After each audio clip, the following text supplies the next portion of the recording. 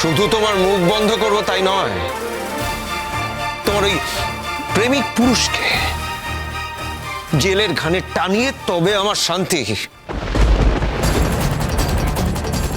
আমার বউয়ের দিকে হাত বাড়িয়েছে, আমার ফ্যামিলির সুনাম নষ্ট করেছে।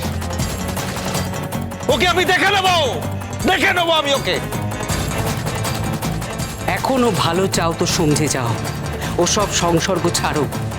ওসব ছেলে ভালো হয় না শ্রমনা। একবার ডিভোর্স হয়ে গেছে, বাচ্চা কাচ্চা আছে, কি দেখে তুমি ওর কাছে গেছো বলো তো? তোমার লজ্জা করে না?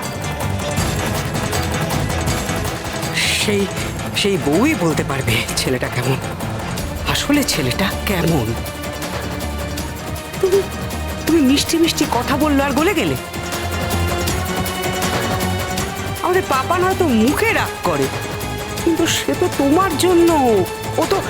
ও তো তোমাকে চাইছে, ও তো চাইছে তোমাকে নিয়ে যেতে, আবার তোমার সঙ্গে নতুন করে সংসার করতে চাইছে। তার কোনো দাম নেই তোমার কাছে।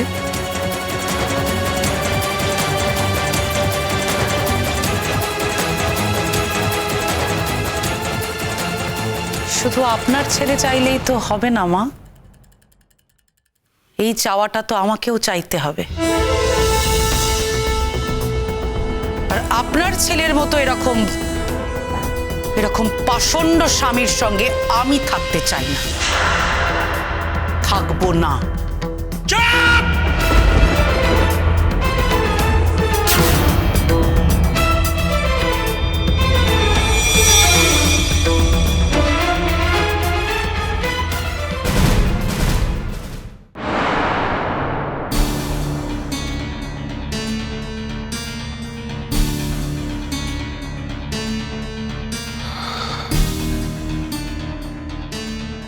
শ্রমনা, এসব কি শুনছি?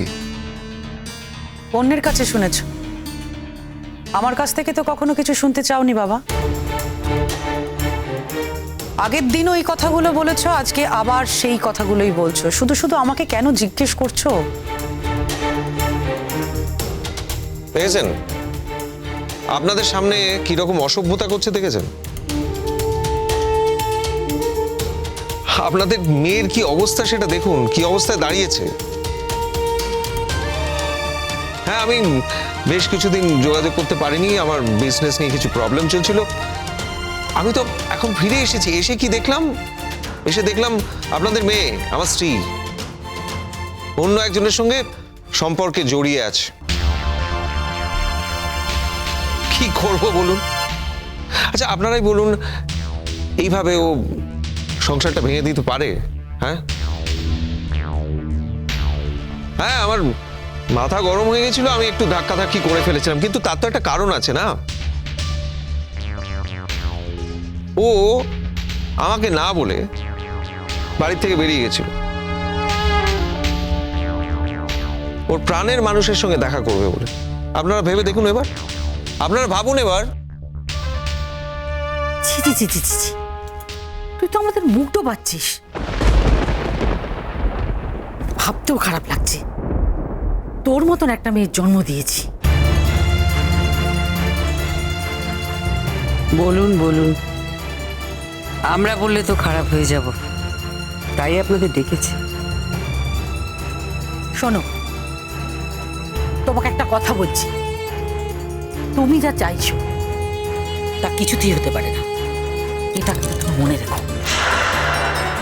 আর আমার বাড়িতে যে তোমার জায়গা হবে না সেটা খুব ভালো করে জানো।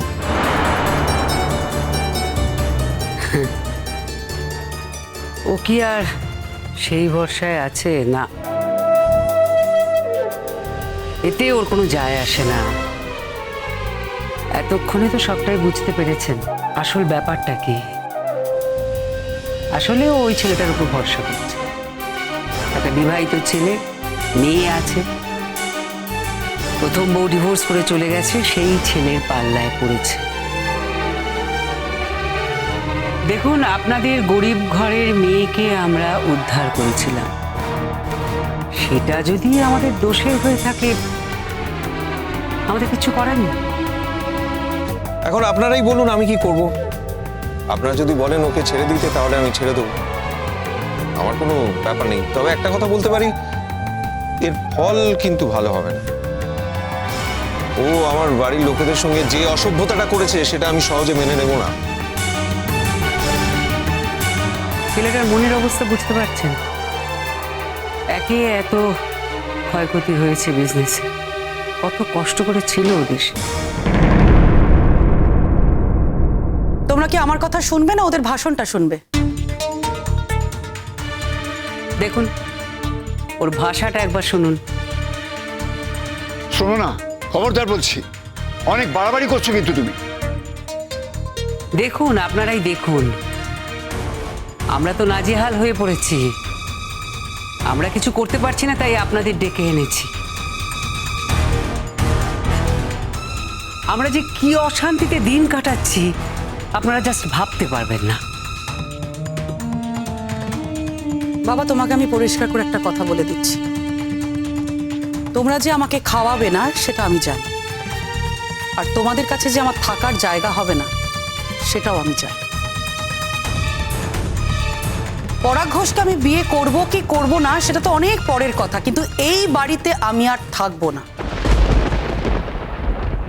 পৃথিবীতে চাইলে কেউ আমাকে এই ব্যাপারে আটকে রাখতে পারবে না। খবরদার শোনো না, কোথাও যাওয়া হবে না তোমার। দেখুন স্যার, আমি রাগের মাথায় ওকে একদিন লক করে রেখেছিলাম ঘরে। না না, অসুবিধা হয়নি কোনো। খাবার দাবারের সমস্ত রকম ব্যবস্থা ছিল, খাবার দাবার দেওয়া হয়েছে, আর তাছাড়া বাথরুম তো ভিতরেই আছে, অসুবিধা হওয়ার কথা নয়। আমি শুধু ওকে বেরোতে দিই। হয়তো সেটা আমি ভুল করেছি, কিন্তু ও তো আমার স্ত্রী, ওর ওপর আমার একটা অধিকার আছে, আমি তো এই করতেই পারি, তাই না? এখন আপনারা যদি বলেন যে এটা করার দরকার নেই, দরকার ছিল না, তাহলে আমি বলছি তোমাকে, তুমি দরজা বন্ধ করেই রাখবে। আমি তোমার সঙ্গে আছি। আমি জানি। Thank you. মাথাটা পুরো বিকে গেছে। আপনারা ওকে চাকরি করতে পাঠিয়েছিলেন কেন বলুন তো? ভালোই তো ছিল, আপনাদের দায়িত্বে ছিল। যেদিন থেকে ও চাকরি করতে গেছে সেদিন থেকেই ও অশান্তি বাঁধিয়েছে। আচ্ছা, তুই এইটুকু বুঝলি না? পরিবারের সম্মানের কথা একবারও ভাবলি না? আমাদের বংশের কেউ কোনোদিন এরকম করেছে? জি জি জি জি, বিয়ে করেছিস, পরের সঙ্গে থাকবি না, শ্বশুর বাড়িতে মানিয়ে চলবি না, মেলামেশা করছিস একটা বিবাহিত ছেলের সঙ্গে যার কিনা ডিভোর্স হয়ে গেছে। দূর থেকে না আঙুর ফল দেখতে খুব ভালো লাগে, কাছে গেলে বোঝা যায় কতটা টক। আমি অবাক হয়ে যাচ্ছি তোর হাব ভাব দেখে। কোথায় পৌঁছেছিস? কারো সম্মান নিয়ে তোর কোনো মাথা ব্যথা নেই? আমার দুঃখ কষ্ট নিয়ে তোমাদের কখনো কোনোদিনও মাথা ব্যথা ছিল মা? এতগুলো বছর যে আমাকে ফেলে চলে গেছে, এই এতগুলো বছর আমি কিভাবে এখানে থেকেছি, কতটা কষ্ট করেছি, সেটা একবারও জানতে চেয়েছো তোমরা? না না, ওকে ওকে একবার জিজ্ঞেস করুন তো, ওকে কি কি কষ্ট করতে হয়েছে এখানে। ঠাকুরের ইচ্ছায় আমাদের পরিবার যথেষ্ট স্বচ্ছন্দ, ওকে এমন কোনো কাজ করতে হয়নি, কোনো দায় দায়িত্ব নিতে হয়নি। হ্যাঁ, ওকে আমরা উড়ে বেড়াতে দিইনি, আর সেটা যদি আমাদের অপরাধ হয়ে থাকে তাহলে আমরা অপরাধ করেছি। আপনি যা করেছেন ঠিক করেছেন। যতদিন আপনাদের কাছে ছিল ভালোই তো ছিল, যেদিন থেকে আপনাদের আওতার বাইরে গেছে সেদিন থেকে ও খারাপ পথে পা দিয়েছে। খবরদার মা, যাকে জানো না চেনো না তার সম্পর্কে একটা কথাও বলবে না। সবচেয়ে খারাপ কি বলুন তো, ওই পরিবারটা এতটাই খারাপ যে একটা বিবাহিত মেয়েকে ওরা প্রশ্রয় দিয়ে যাচ্ছে। ওর ব্যাপারে ওদের এত কিসের মাথা ব্যথা? আপনারা জানেন ওকে ওদের বাড়িতে নিয়ে যায়, ওদের মেয়ের কেয়ারটেকার করে রাখে। হ্যাঁ, বিনিময়ে হয়তো কিছু গিফট টিফট দেয়। ছি ছি ছি ছি, মানে আমাদের তো কোনো অভাব নেই বলুন তো। ওর ওর শ্বশুর মশাইয়ের সম্মানটা কোথায় নিয়ে গেছে ও? কিভাবে ও আমাদের হেট করছে না? আপনাদের মেয়ে একবারও ভাবে সেই কথা? আমি তো অনেক আশা নিয়ে এসেছিলাম, ভেবেছিলাম এখানে আসবো, ওকে নিয়ে এখান থেকে বেরিয়ে যাব। আমি তোমাকে তাই বলছি,